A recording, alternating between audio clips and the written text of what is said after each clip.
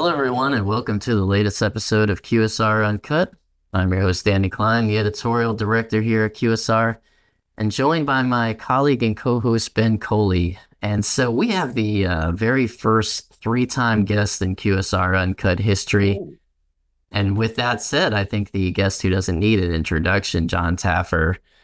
I think we've had two of the probably my favorite chats and the ones we've had before, and there is so much to chat about right now with the state of the industry. So, John, first of all, thank you so much for joining us. It's always a pleasure to have you on.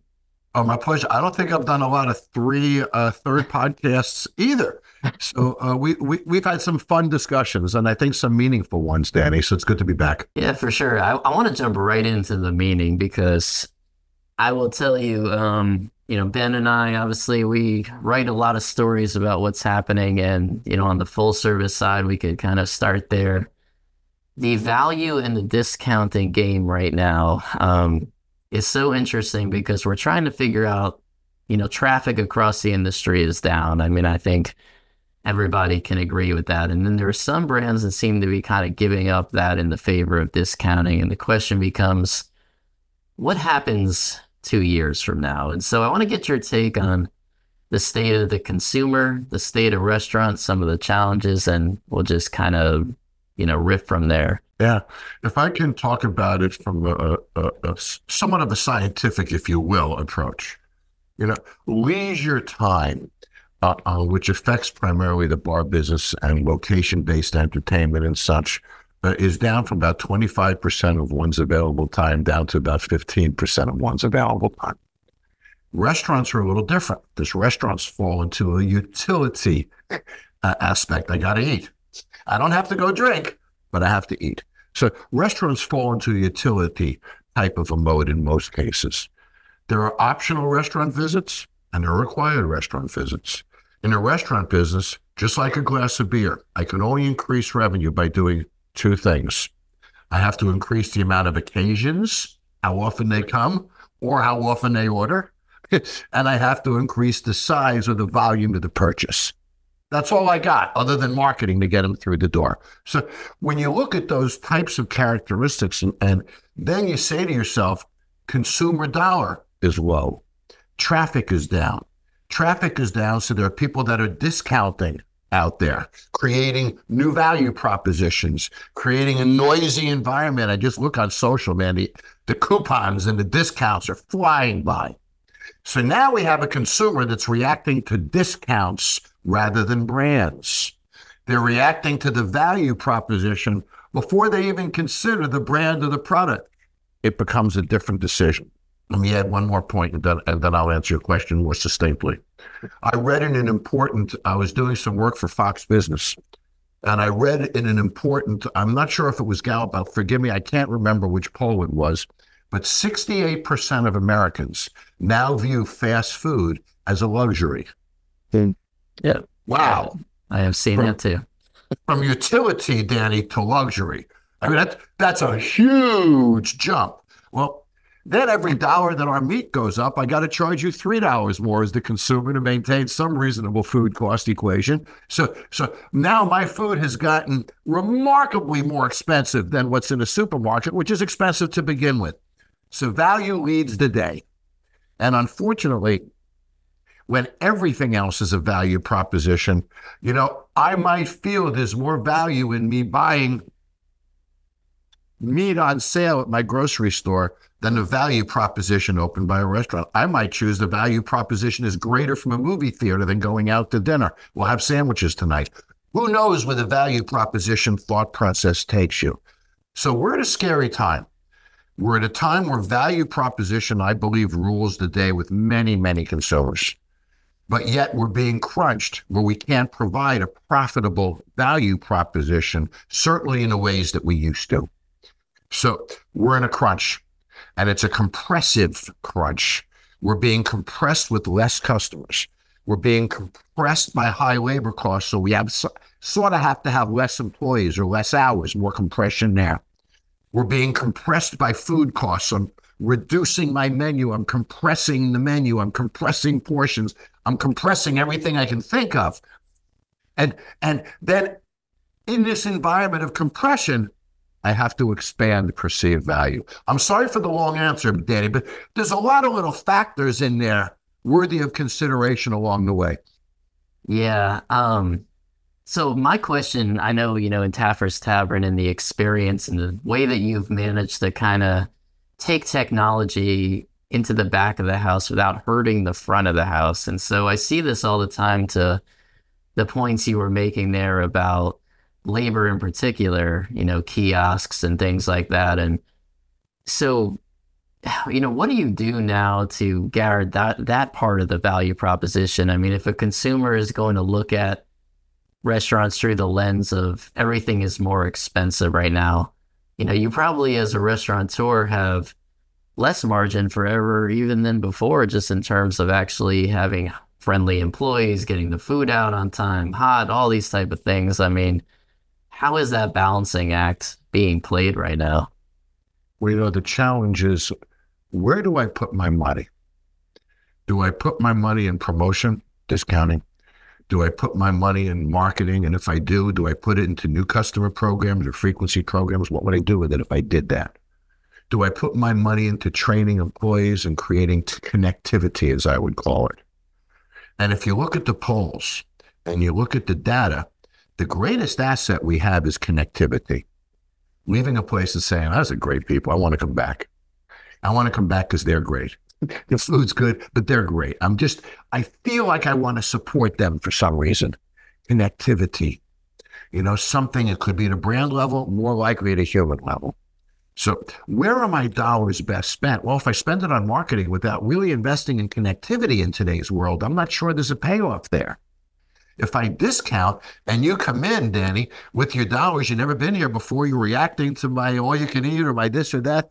If I miss the opportunity to make it connective, then the discounting has no freaking value. So to me, it starts with connectivity. Now, how do I build value without sacrificing the resources I need to guarantee connectivity? Which means I don't want you ordering on the tablet. I want you looking at somebody's eyes. I don't want the menu to be read on the board. I want somebody to look in your eyes and say it to you. I want them to tell you what their favorite thing is on the menu. I want them to tell you what they think you'd enjoy. I want connectivity. I want you to leave actually remembering the name of the server. I want connectivity. I want when the food hits the table, I want you to react to it. I want the food to have some type of connective fiber, if you will. So, I say to all of us, as we're struggling with these value propositions and the compression that we're in, the brands that connect are the ones that are going to survive. And if we lose sight of that connectivity, we might be one of the casualties. Because at the end of the day, a cheaper hamburger is not going to make you more successful. It's the connectivity around that hamburger that will. That's my view. John, it's been really great to have you on again. You make great points about, how value isn't just about price points, about a whole lot of other things. And, something that we noticed during COVID, that a lot of brands were struggling to get people staffed, and that forced them kind of into a situation where they had to keep people, even though they weren't necessarily best in their role. So they could be, maybe bad employees, but they had to keep them because there's just not a lot of people out there. I was curious, now that we're kind of distance ourselves from that COVID period, from what you've seen, the bars that you visited, do you see an improvement, in the staffing behavior? Do you see an improvement in hospitality out of these concepts, or do you see there's still kind of a ways to go to kind of get back to kind of where we were for everything kind of went crazy? Yeah, I don't think we're back there yet, honestly. And I hate to always give you long answers, but I love talking to you guys because we can talk sort of deeply. Today's working generation in the restaurant industry is what I would call the social media generation. You can post a picture of yourself online right now. You're looking the worst you've ever looked in your life. I'm telling you, look a freaking mess. And somebody's going to say, looking good, buddy. Having a great. So you get this false gratification.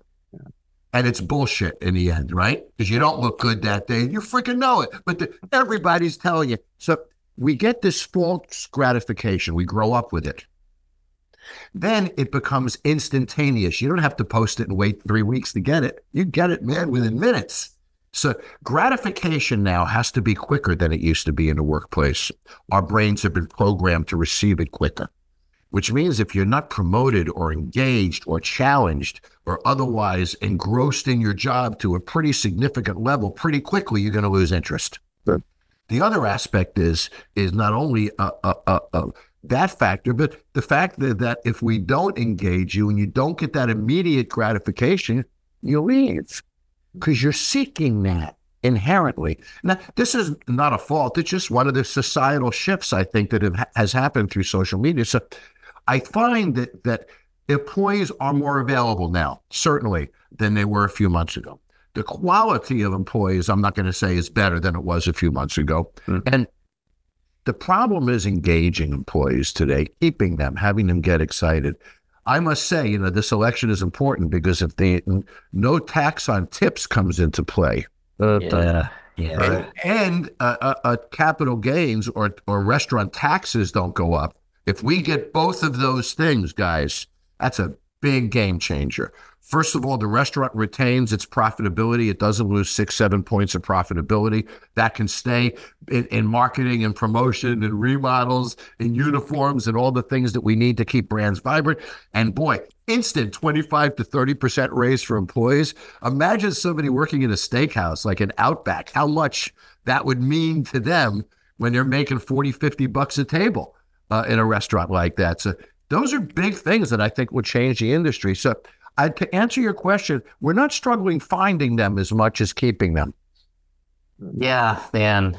You open up a can of worms on this labor regulations. I will tell you, obviously we're in a unique situation that we're trade publications. You talk to other restaurant owners, and two things: the tip credit. Not sure what your thoughts on that are, but I do not understand the elimination of it. It makes no sense to me at all.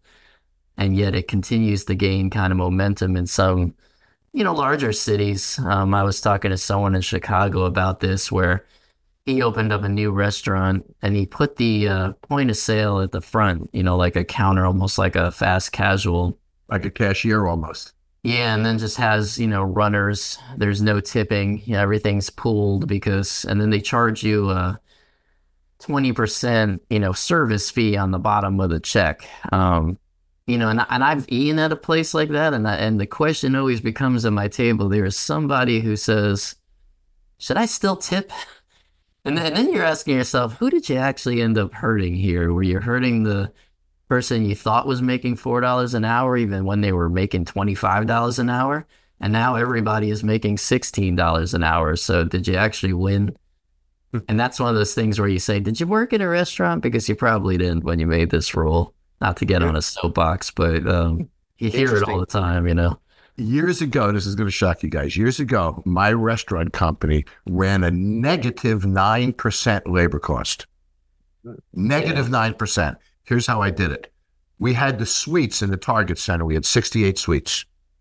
And in those suites, we could add a 20% service charge. This was many years ago. It didn't say gratuity. It said service charge. Then we would pay the employees back then $9 an hour, which was a lot of money back then.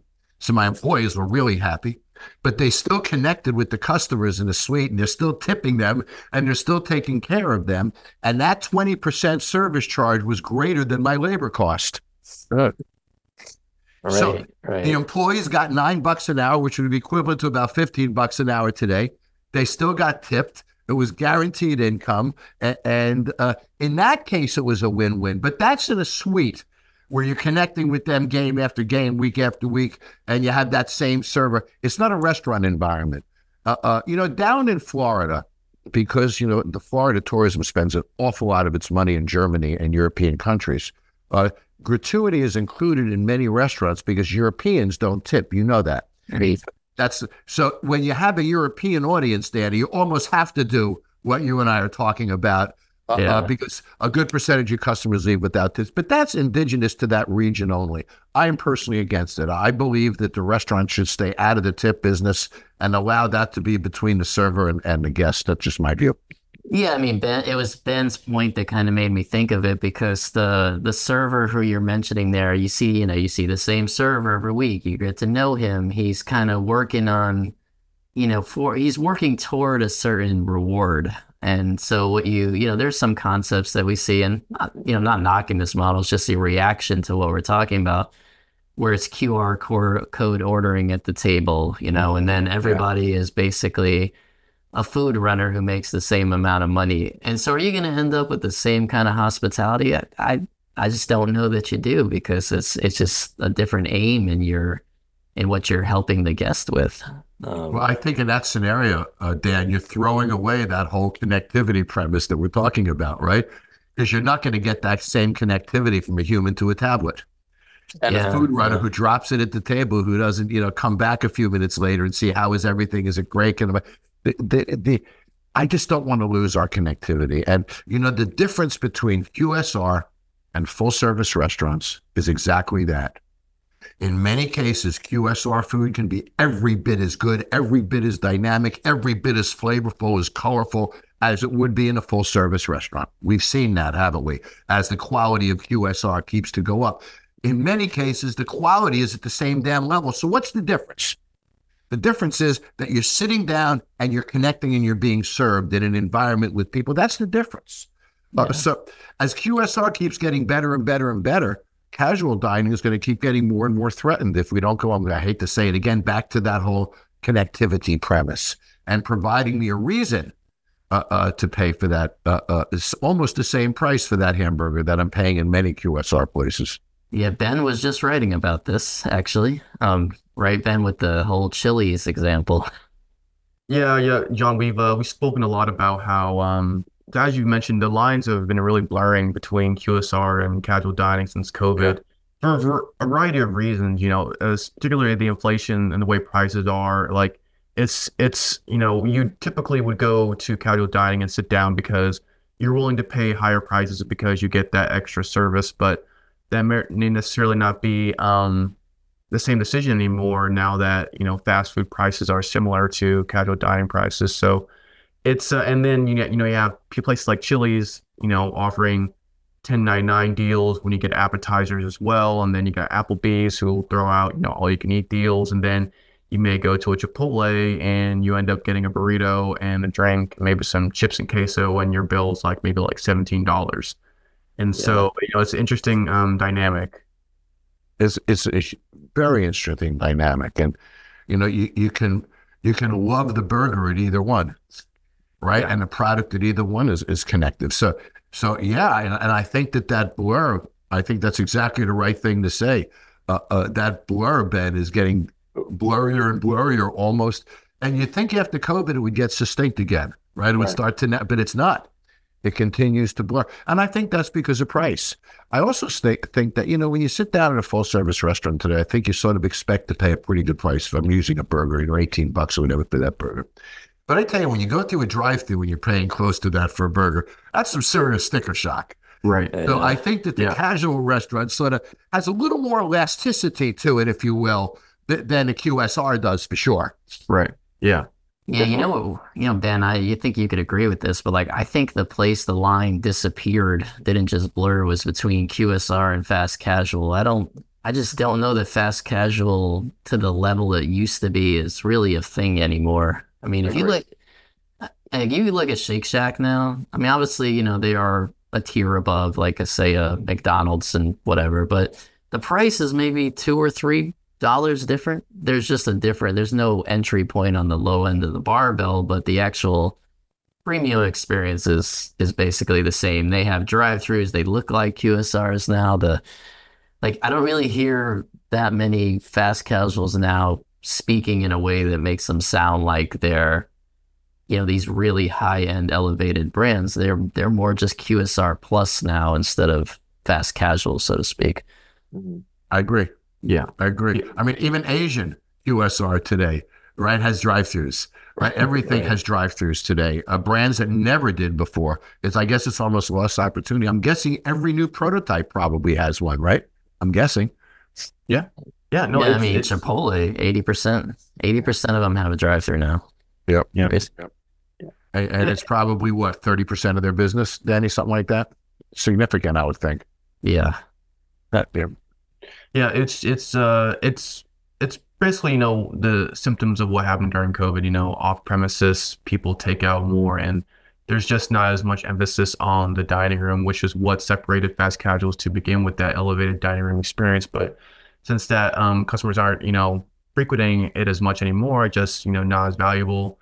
And what made fast casual so separate is just not there anymore. And so they've taken to do what QSR fast food has been so successful at, is with the drive through and other, drive through lanes and digital lanes and stuff like that. So I also think John's point about compression, that I also think forced fast casual to stop acting different. Yeah, I think so too. Yeah, just do the structure. I just don't think there was enough money there. Yeah.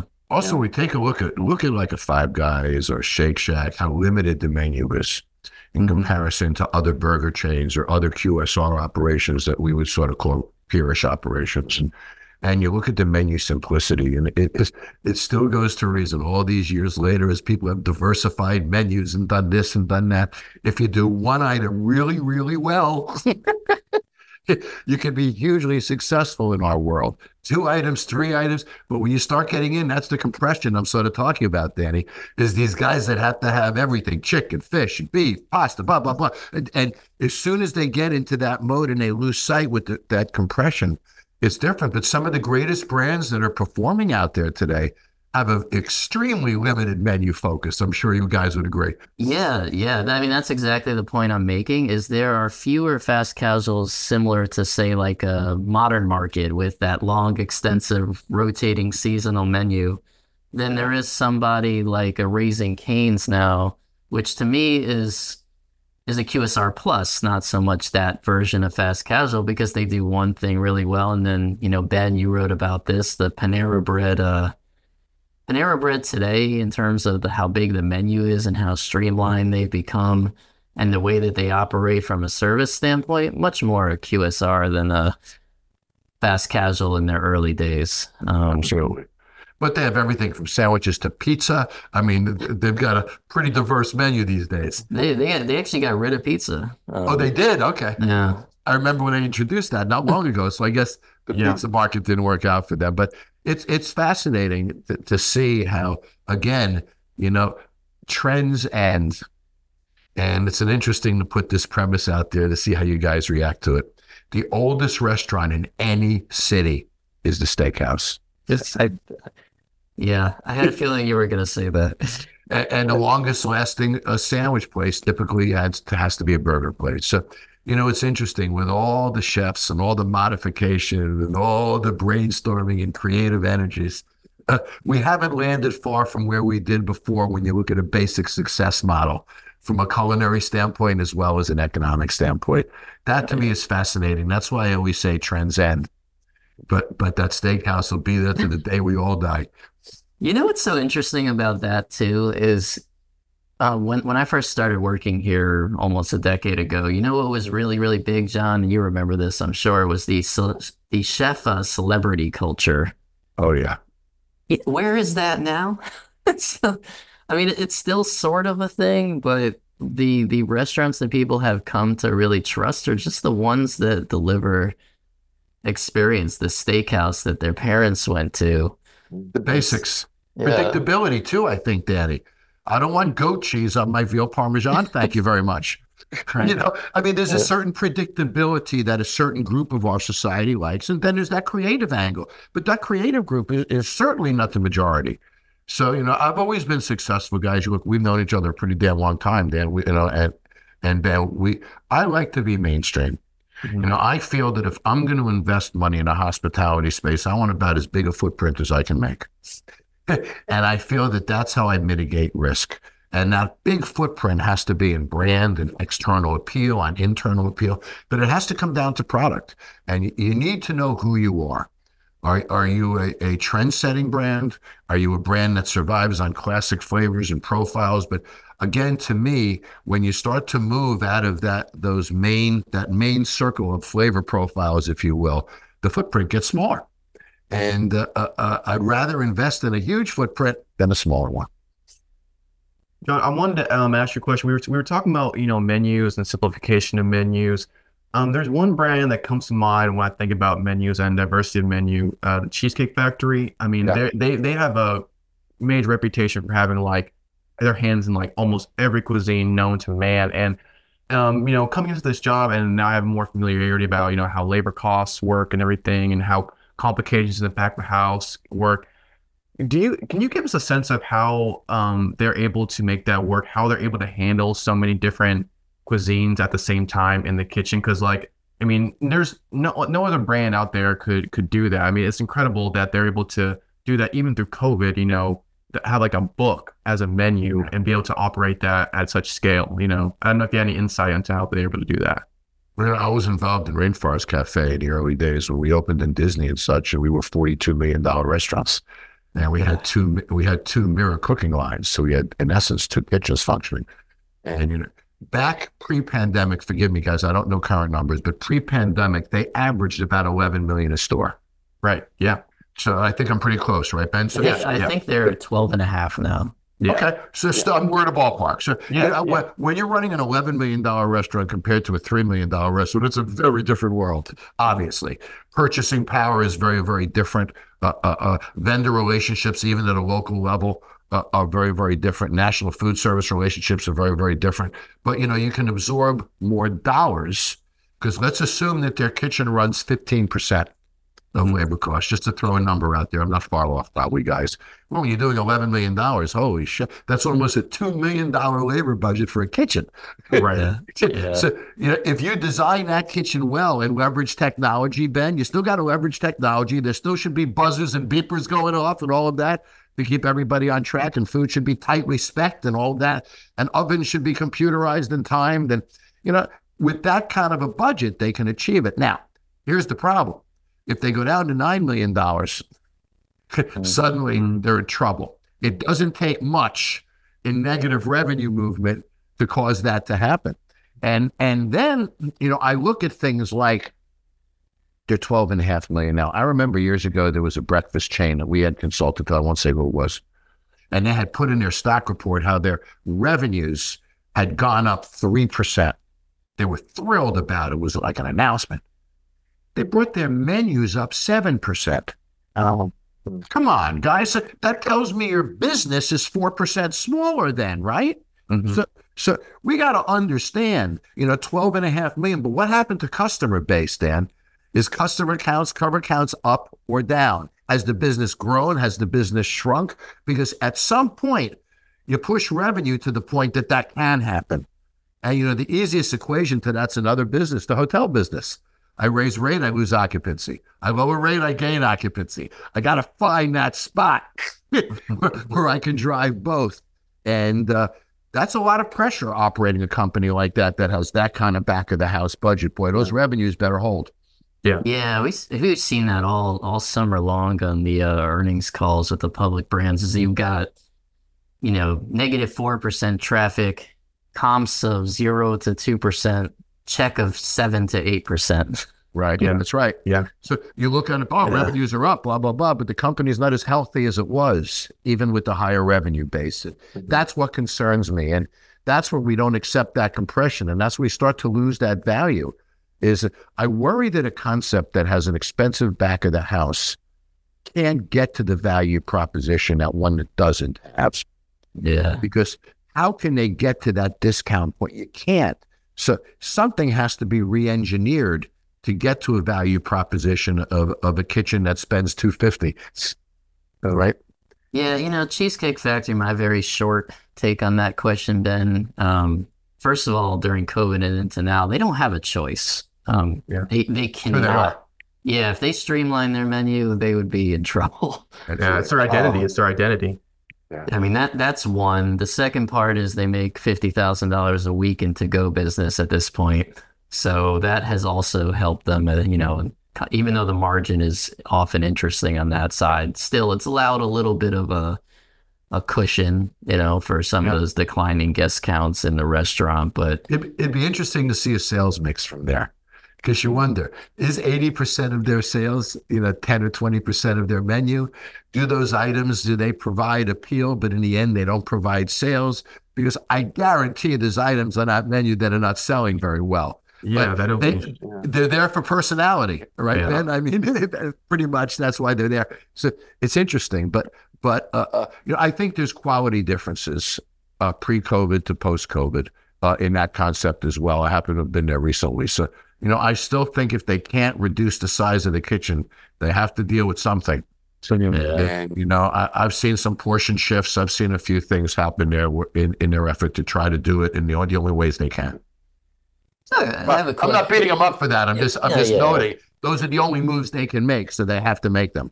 Right. So I have a question for you, John. You can answer this however you want. You did bring it up a little bit earlier, which is what got me thinking. But Ben and I get this question a lot these days because we talk about the chaos and the compression and the challenges. And you know what else it is? An election year. So the chaos is generally very high in an election year because, as you know, you can't really market during that period. You can't buy ads on TV. It's impossible. It costs too much. So They own the you just noise. take it. Yeah. Right. So you just kind of take that, and you wait until see what the dust clears. But I guess the question is, from a restaurant perspective, I mean, what are some of the things that are on the line here? You mentioned a couple before, but I mean, what are exactly is being on the ticket, I guess, for operators? Yeah, look, I am not a Republican. I'm not a Democrat. I'm an independent voter. I'm a small business guy, guys. You know me, Danny. You've known me a pretty long time. I'm all about small business. So, when I drive through Youngstown, Ohio, and I see 20 vacant stores in a row, I think of the families that opened businesses there, guys, that failed, and how many did, and how many dreams were lost, and where the kids that didn't go to college because of that freaking store. And, I think about the massive impact on families and communities, and it means a lot to me. So anything that disarms or weakens that family's chance, that invests in that business, regardless of what business it is, I'm against, within reason, of course. So any kind of regulatory issues. Do you know that to build a house in California now, 40% of the cost relates to regulation? No. And they're complaining about the cost of houses. So, when you look at the restaurant business, you look at the regulatories imposed upon food preparation, food distribution, us, from surfaces to all of the elements that are put upon us. We need to have a less regulatory environment so that we can move faster. We've proven ourselves during COVID to be quite a responsible industry. We sanitized, we cleaned, we masked, we did anything that was necessary to keep our public safe. So we as an industry need a little less regulations. Next, taxes. Taxes are very powerful, and obviously removing 4 or 5% from earned taxes, taking it to 21 to 28% is a big hit, guys. That 7% is going to come out of operations somewhere, or it's going to be passed to the customer. And then I'm back to fighting the value proposition again, Dan. You know what I'm saying? So, that's very scary to me. Inflation has had a massive impact on our consumers' ability to spend money in our businesses and their ability to survive. In some cases, 70% of Americans living paycheck to paycheck. That's not good for the restaurant industry. So I suggest that we need to look at policies that are not changed in the last 2 weeks, policies that are consistent and exist. Lower taxes for our restaurants at 21% where it is now. Great. We need to fight for that. We need to vote for candidates that protect that. We need to take a look at minimum wage characteristics. I'm all for $15 wage where it makes sense. People get paid a different rate in New York than they do the Appalachian Mountains, guys. So I'm all for these wages being set by states and a geographical way. So it makes sense to everybody and everybody wins. So we want to look at that desire for regulatory impact. And then we want to take a look at even things like anti-meat, anti-cow flatulence policies. Big deal, guys. If some of these anti-cow flatulence policies get into place, we could see meat go up 40%, 50%. So these are all these kind of regulatory policies that I'm talking about. And, one candidate it really embraces regulatory policies and higher taxes and those types of things, and another candidate doesn't. So if you're focusing on business, I ask you to consider the following. What candidates that are running in our elections, whether they're local, whether they're national, have started a business, owned a business, operated a business, and sold a business? If we had people in our government that went through those 4 steps, then I think our government would be far better for it. So if we're focused on voting to support business, then let's understand we need to vote for people that have an orientation towards business. That's my pitch without saying candidates' names or pitching one side or another. I'm trying not to be political. Yeah, But I'm I trying to mean, say what should be important to us. And by the way, no yeah, tips, is yeah, a pretty amazing deal. So we need to be careful. And when, I don't want to be political, but, yeah, like, need to be careful yeah, what they say and what they do, and be cautious on both sides. yeah. We all have to navigate. Here's what I say to people: don't vote against something, vote for something. Yeah, I'm not a Don't vote out political. of hate, vote out of your own future. Right. I agree with you. Yeah, I'm not a political person at all. It's just that when I look at California, we work for QSR magazine. So the California regulations on the FAST Act, you mentioned being for $15 wages, and what is a very, very legitimate restaurant reaction of the difference between Manhattan and upstate New York. But in California, we're talking $20. We're talking overnight. And they tried to spin it in a way that it was going to be 60 unit and above enterprises. But that's such a, I'm not sure what the word is, but it was a bit of a false concept, because what ended up happening is everybody had to lift the wages, because you can't have a Dunkin' Donuts, giving $20 wages next door to, a 2-unit QSR that pays $12. You can't have a full service back of the house kitchen employee making $15 when he could go to McDonald's and make $5 more an hour. So it changed the dynamics of Landscape for everybody. yeah. And then It's interesting. yeah, If I said to it's an an interesting thing. economist, Yeah. if I said to an economist, Mr. Economist, what am I if when inflation is the highest it's ever been, utility costs are going up at a phenomenal rate, rent and occupancy costs are going up, trash is going up, taxes are going up, all these things are going up. If I made the decision to increase payroll costs by over 50% while all these things were going on, what would I be? And the guy would look at me and he'd say, "You'd be an idiot." That's what he'd say. Yeah. You'd be an idiot to do it then. You'd be an idiot to not plateau it in $2, then $2, right over a couple of years. So there was no business orientation to that decision at all. Or they would have plateaued it in, guys, right? Or they would have said, you know what, when inflation gets down to X, we'll trigger it. There's a lot of things they could have done that would have been smart and achieved the same end result, but they didn't do any of them. So it's true. If I said that to an economist, he'd look at me and he'd say, "You'd be an idiot if you did that." So I rest my case. Oh.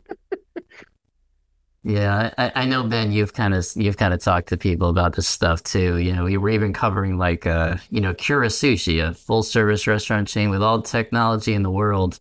Yeah. Once that went into effect in April, their sales went completely the other direction, and their reaction to that was, nothing changed except for this. So what we're going to believe is that the consumer as a whole just now considers California restaurants to be too expensive, and he's probably right.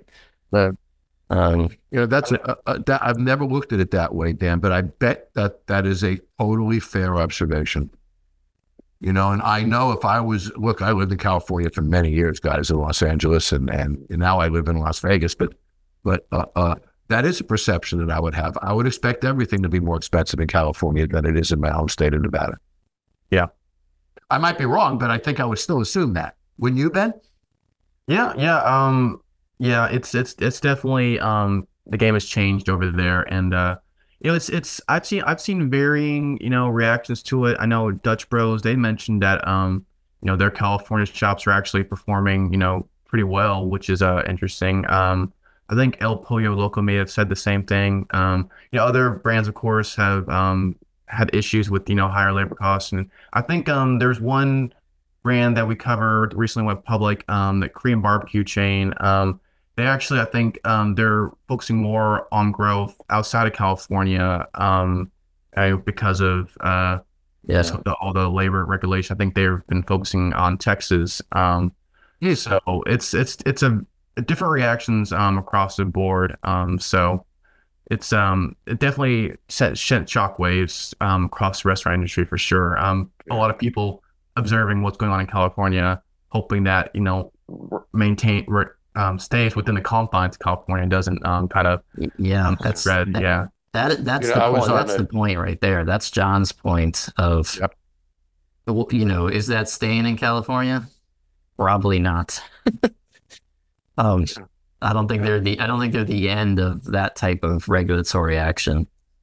No, and that's what's so. It isn't all taxes, guys. These little regulations, they're killing us, and they make it difficult for a restaurant type. Look, I'm a national restaurant guy. There are certain states that if you said to me, John, I want to buy a Taffer's Tab, where should I put it? I'll tell you where not to put it. Right. Don't put it in California. Don't put it in Minnesota. Yeah. From there, you got a reasonable envelope of states to work with. But those two states, if you put it in, understand you're disadvantaged than another state. And that's got to affect them in the long run, guys. I think so. I've heard that on some calls too. I think the growth in that state, especially from quick service chains, I think it's going to stall significantly. I think someone like Dutch Bros is insulated to that a little bit, just because They're already. cool. It's a Yeah, cool they're brand. It's an cool. exciting brand. The drive up is cool. It's a very small labor Yeah. base in it. And they were already paying more, and their drinks were already $7, $6, $5. So, they didn't really have to change. Chipotle had to go up 20% in prices in California. It's interesting, guys, and I don't know if I've ever said this to Danny before, but years ago when I would study menu engineering and the science of menus, I came up with the conclusion that there's three types of menus in the world. There's a convenience menu, there's a spontaneous menu, and there's a destination menu. And everything needs to be one of the three of those things. Spontaneous, I'm driving by, there's nobody online, I'll pull in. Spontaneous. Right? Convenience, I'm here, I'll have a hot dog. Right? And then destination, I'm going there for it. And you look at like a Dutch Brothers, and it sort of fits both the spontaneous and convenience aspect of it. And their challenge, just like McDonald's, is if there's more than 5 cars, 6 cars in that line, everybody keeps driving. yeah. So they've got to be really quick in moving that line to keep that volume going. But I think all those kind of factors work for them. Yeah. Well, John, we have kept you for a while. We could probably talk for 3 hours, but before we let you go, though, I do want to give you a chance here to kind of have the closing word. Maybe tell us a little bit about where Taffer's Tavern is going. I know you've got this SkyTab rescue mission contest on deck, and just give us a sense of what's new in the world of John Taffer and what to expect here in the next couple weeks and months. Guys, the first of all, I love talking to you both, so it's been a lot of fun. But to me, the greatest moment of bar rescue is that hug in the end. Someone says, "Thank you, man. You really helped me." It means the lot to me. So because of that, last year, SkyTab and I put together, and we gave $20,000 to 2 bars and restaurants, a complete POS system, and I consulted to them. And we got revenues up, and I had talked to staff and did all types of things, and it was really successful. And in essence, I got another 2 hugs. So this year we said, let's do 5. Oh. So SkyTab said, okay, we'll do 5. So I'm giving 20,000, or we are, SkyTab and I are giving $20,000 to 5 operations, which could be a nice infusion of cash if you need some tables, some chairs, right? We're also giving them a full SkyTab POS system with every module, everything you possibly imagine, so we can manage labor costs, food costs on a real-time basis, and all those great features. And I'm going to consult to all of them. It will help them with marketing, promotional programs, menu ideas, even get the staff on a big Zoom call, all those kind of things. And when we're done, we're going to get 5 more hugs. And help 5 more bars. So I'm really excited about it. And SkyTab has been just an incredible partner. Anytime I call them for something like this, they're always there. And, there are companies in our industry, a Middleby has been that way for me, Turbo Chef and all the products that they make. Crown, Bar Supply. I'm not trying to throw an ad in. That's not there's certain people in the industry. Every time I call them, guys, they ship me and do what I want. So it's a pleasure to be doing this with SkyTab. Taffer's Tavern's doing great, guys. We're about to open our 4th location in Atlanta. So we're really kicking butt there. You guys are going there. Make sure you hit the Alpharetta store. Let me know when you're going. And you got to try our cocktails and such while you're there. But, we've shifted Taffer's Tavern based upon market conditions now. So the new footprint for Taffer's Tavern is about 2,500 square feet, right? Even down to 18 or so. It's got a bar menu that supports the bar. Taffer's Taverns run about 55% bar sales, right? Yeah. Which really adds a lot to bottom line revenue. So we've understood in new models, and look at what we're just talking about, guys, the value proposition of food, how we're struggling and struggling. So, we have a really high quality menu that we've compressed. So they're really popular, well done items. And we're focusing on a bar first concept now. And there's really not any bar franchise out there if you think about it. It's a Bar Louie in a sense, but it's a pretty substantial restaurant. So we're coming into the marketplace now. And you know what? We got a great brand. Everybody thinks of Taffer when it comes to the bar business. A lot of chefs scare the culinary space, but I'm the only guy in a bar space. So we're working hard now at shifting the new footprints and concept in that direction. We're very excited about it. Really cool. Cool. Yeah, well, we'll have to check it out, Ben. We're actually, I'm not sure when we're running this podcast, but in terms of the real world, we'll be in Atlanta in 4 days on Tuesday. Gotcha. So, yeah. Well, if you want a place to do the podcast with a little action behind you, let me know. We can set you up in a restaurant. We have all the hookups and everything. If you guys want, up to you. But that could be sort of fun if you want to. We can set you up in a corner. You can do your podcast. We've never done that. That would be the first time we've had a live podcast. Yeah, a live podcast. It might be fun to have the clatter of glassware, and a little energy around. Up to you guys. If you want it, it's available. And then to finish up, guys, my Taffer's Brown Butter Bourbon is available in Massachusetts. And man, we're doing great. It's one of the most successful launches of any label in Massachusetts in the top 10 or so in history. Yeah, I remember you telling us when it was coming out. It was probably a year or two ago or something. I can't keep track of time. But it's exciting. Almost about a year. And we're excited. And that's about it for me, guys. I'm still here making Bar Rescue in Milwaukee right now. I'm doing a reveal in about 4 hours. Right. We crossed 250 episodes this year. Oh, very cool. 13 years, man. Congratulations. Amazing. So you're getting a hug this afternoon, is what you're telling us. I am, Danny, and I'm looking forward to it as everybody. All right. Well, thank you, John. It's been a pleasure. We will do this again. I am sure you will be the fourth time guest at some point of our lives. So, thank you as always. And for everybody out there who's listening, we appreciate it, and we'll see you next time.